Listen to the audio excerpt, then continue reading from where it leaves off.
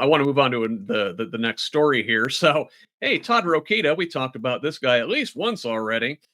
Well, this story from the Indiana Capital Chronicle, Rokita is probing DEI programs, or what he says are DEI programs, at Butler and Notre Dame. So his office recently issued civil investigative demands similar to a subpoena to both Notre Dame and Butler, probing their DEI practices.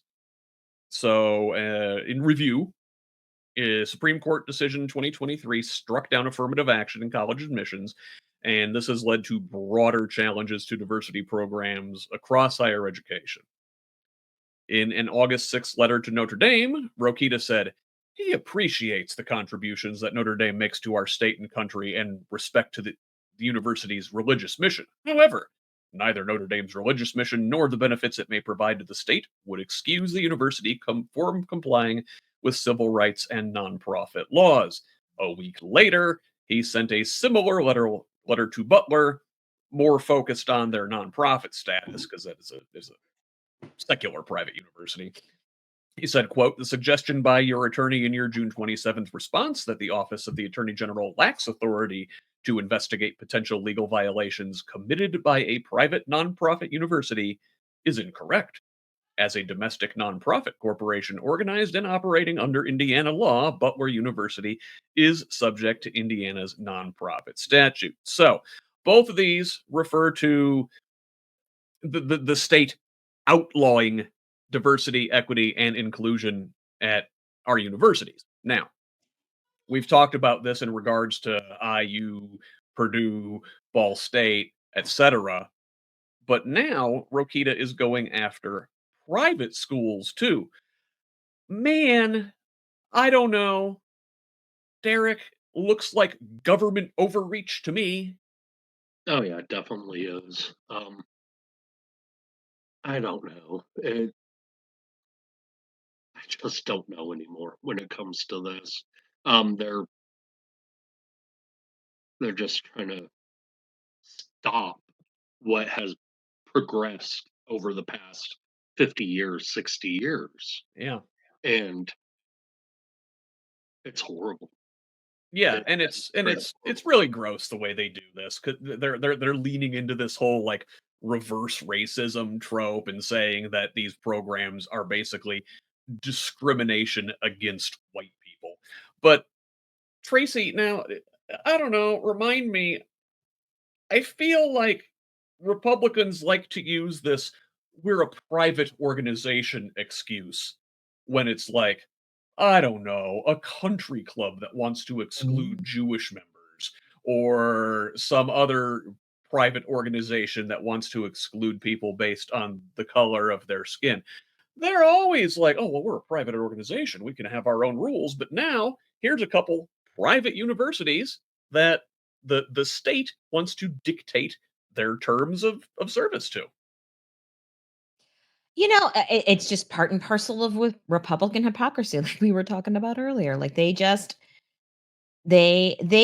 don't really have any consequences for embracing contradictory stances. They can very easily ignore things when they want to and then embrace them when they don't. I think that they might be finding that they've bit off more they can chew when they start messing around with Notre Dame. Like I was just looking up at the whole I because I had a friend tell me some stories about how the whole Fighting Irish theme came along and that being their nickname. And one source quotes it to being at the students at Notre Dame standing on a Ku Klux Klan rally. Um, Yeah, they fought in the streets with the Klan because if you so recall, 100 years ago, the Klan was, I mean, obviously an anti-black organization, but boy, they hated those Catholics too. yeah, they should. And So you know, bring it. At some point, you can attack as much as you want, but eventually people are going to start pushing back. And I think the more heavy handed they go, particularly at these private institutions where they are invested in their own independence, and they've already got deep infrastructures that don't rely upon state funding to manage. Particularly a religiously based institution like Notre Dame, who is used to dealing with challenges to their religious freedoms. I think it's going to be interesting to see whether they picked on somebody that can push back in a way that other like IU can't. So yeah, let's see. And yeah, Rokita is himself an extreme Catholic. So let us see. Maybe he gets sideways with Pope because of this, and Oh, bring it. gets a Although, good can I smiting. just interject something random here right now? I This is so great. I live like 10 miles from the Pope's favorite pizza place, the one where those kids just did a fundraiser to get a pizza from there that they sent to Rome and delivered to the Pope. I just went there for the very first time and I had a Poperoni pizza. Yay, Aurelio's. Poperino, Poperoni pizza. That's hilarious. It All is. right.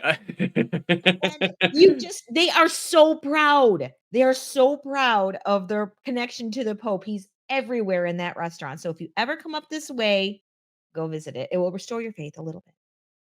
Yeah, we've wound up in a weird place where the Catholic Church is a woke institution compared to our government.